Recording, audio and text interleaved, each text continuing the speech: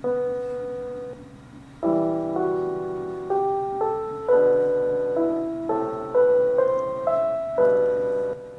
week is Parshas BeShalach. It contains the beginning of Israel's exodus from Egypt and their wanderings in the desert. It starts with the parting of the Red Sea. It has the story of the manna, the bread raining down from heaven. The story of getting water from a rock. The people had no water and they complained to Moshe and he hit a rock and they got water from a rock. And the last one is the attack of Amalek, where Amalek makes war unprovoked on the children of Israel.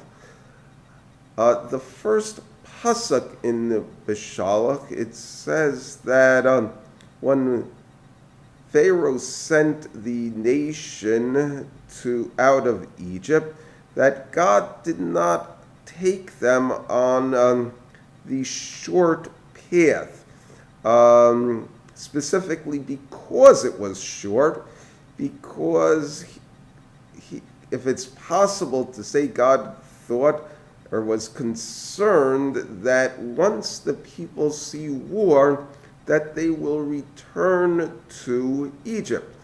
In other words, if they go on a meandering path, they will try to take that meandering path back to Egypt, and it will inhibit them from going back to Egypt once times become difficult.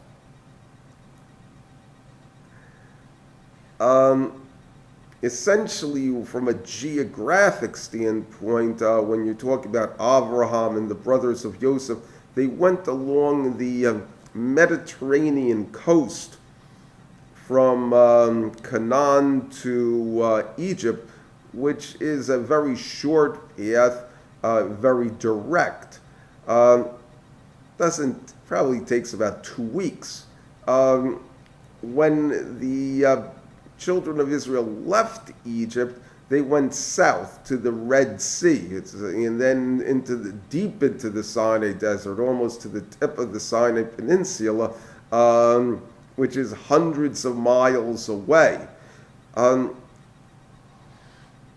number of issues are risen in this, specifically the issue of war and receiving the Torah on Mount Sinai, where the Shem Shmuel brings a discussion between Rabbi Eliezer and Rabbi Yehoshua about this, with Rabbi Eliezer, the former, saying that it was the reason for this path was to purify the Jewish people, so that when war would come, they would have faith in God and faith in the Torah, and this would allow them to prevail in war. Rabbi Yehoshua says it was to prepare them for the revelation on Mount Sinai, that unless they experienced the parting of the Red Sea, that they would not have the sufficient faith in God, and they wouldn't believe the prophecies that Moshe was giving them. So as a result, they needed this experience as well as the other experiences. The issue of war is an important one. It goes back to the idea that the Kabbalistic idea of that when God created the world, He created darkness. The whole world is dark. And then He shined a light back into it, And the idea is that this light is supposed to spread throughout the world. And the vehicle for this light is the Jewish people basically learning Torah and keeping Torah. And part of that is knowing that in wars that it's not that they prevailed because they had a better arms or better training in war. Rather, it says in Psalm 44, verse 4, for it was not with our sword that we took possession of the land, and our arms were not a salvation. Rather, it was God's right hand, God's kindness, or God's might, and his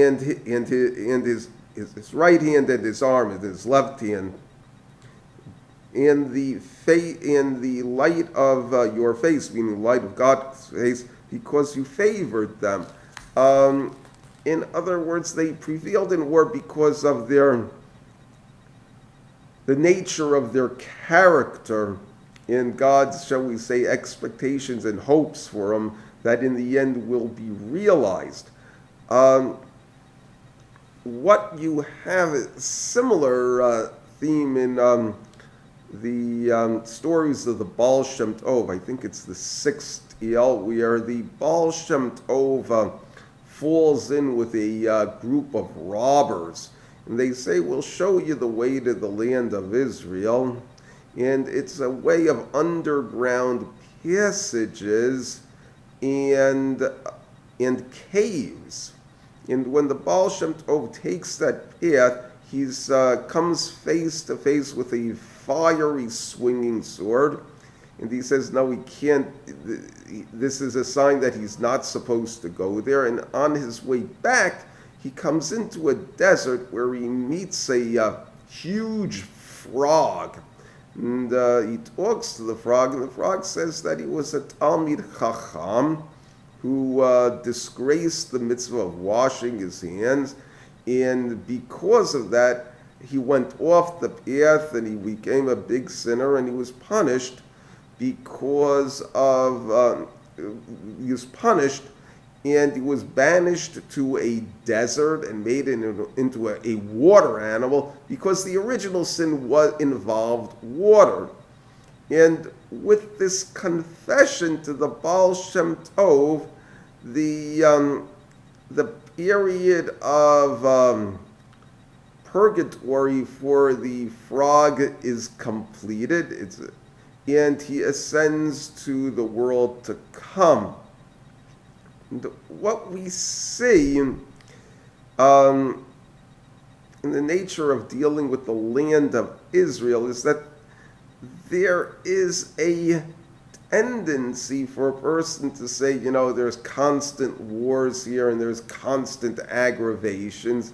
It's better to go back to Chutz La'aretz, where you could lead a less taxing lifestyle.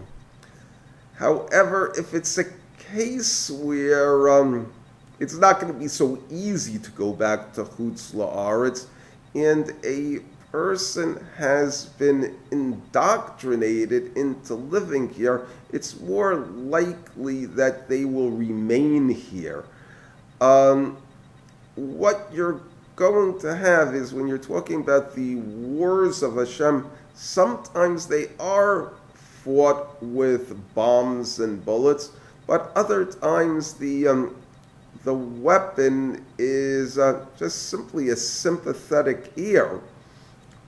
And ultimately, what it takes to succeed in Eretz Yisrael is basically a person has to have faith in the goodness in God in